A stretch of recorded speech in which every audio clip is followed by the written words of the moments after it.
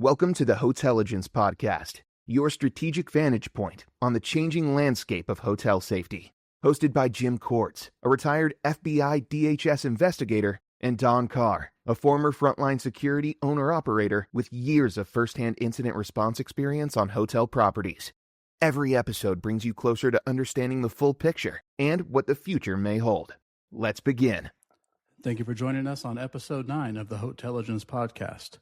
The Do Not Rent Illusion, Why Property Level Bans Fail. I'm Don, and during the years I operated on-site security teams in hotels and multifamily environments, I saw a lot of attempts to control risk using something called a Do Not Rent list, or DNR.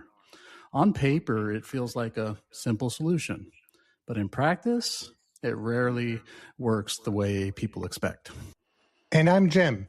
I spent my career in federal law enforcement where exclusion decisions are supported by clear authority, documentation standards, and enforcement mechanisms. But hotels don't operate in that world.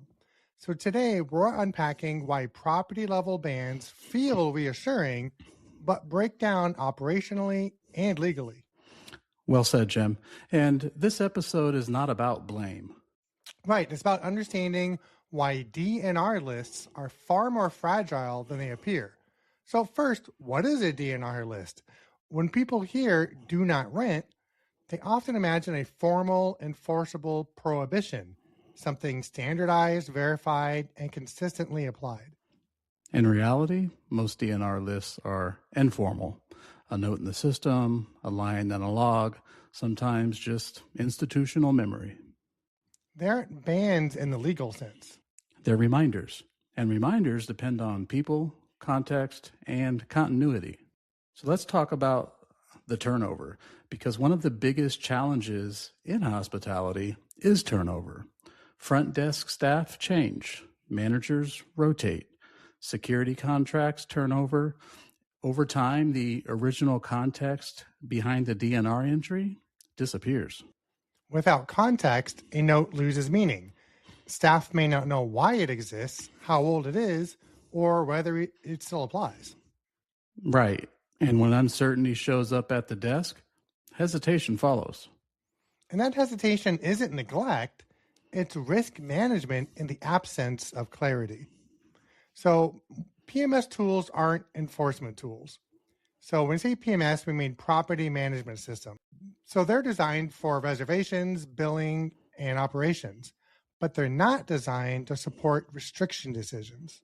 Right. DNR notes often live deep inside free text fields, mixed in with preferences, operational comments, as well as the system-generated data.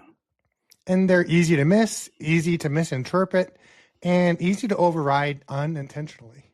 And that's not a failure of staff. It's a mismatch between system design and expectation. Another fragile point is identification.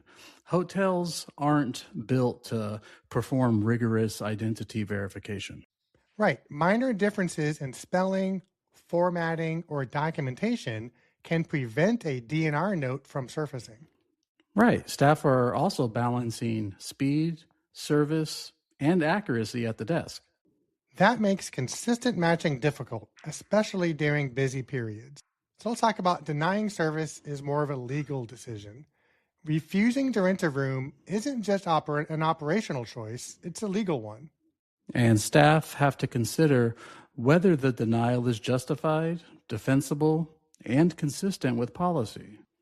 When certainty is low, the risk of getting it wrong can outweigh the confidence to act. So restraint becomes the safer option. Let's talk about the third-party bookings and how those break local controls. With regard to OTAs or online travel agencies, that adds another layer of complexity. Reservations come through different channels, formats, and data structures. And that information doesn't always carry over cleanly between systems. That disconnect can bypass local notes entirely. Right, and that further weakens property level controls.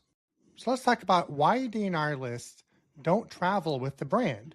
So even within the same brand, properties operate independently. They have different owners, different operators, and different legal exposure. Right. And once a do not rent decision leaves the property where it was made, it stops being a local operational choice and it becomes shared judgment about a person. That shift matters legally. Shared DNR information can trigger privacy concerns, defamation risk, and discrimination exposure, especially when the original decision wasn't made to an evidentiary standard. And brands are aware of this. They license names and standards, but they don't own guest contracts or employ property staff. Facilitating shared DNR lists would pull brands into decision-making and liability that they're structured to avoid. So DNR lists stay local by design. Not because sharing wouldn't be helpful, but because at scale, it would be dangerous. So let's talk about the illusion of control. At the end of the day, DNR lists feel like control.